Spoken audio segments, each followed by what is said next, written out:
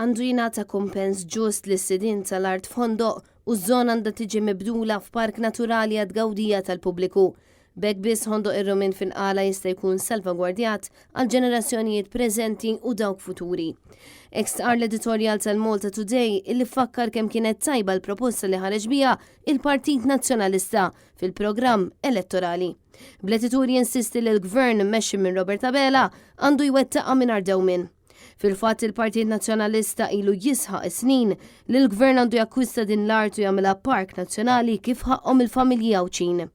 L-editorial tal-Malta Today sostna li l-espropriazzjoni ta' Ħondoq ir-Romin iżid in-numru ta' spazji ħodor.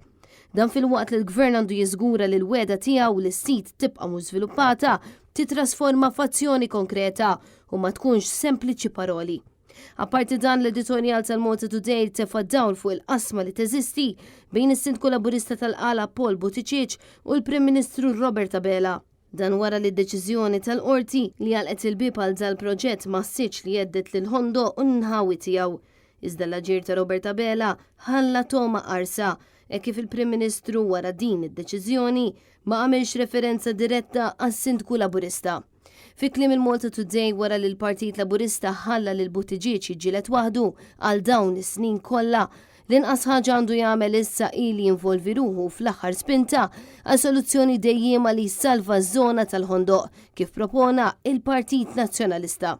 Anke l-Minority Leader fil-Kunsill tal-Qala Karl Buttigieg insista li din il-medda ta' art għandha titbiddel f'Park Nazzjonali b'hekk titgawda mir-residenti Għalin kif ukoll mill-Għawċin, il-Maltin u t-turisti.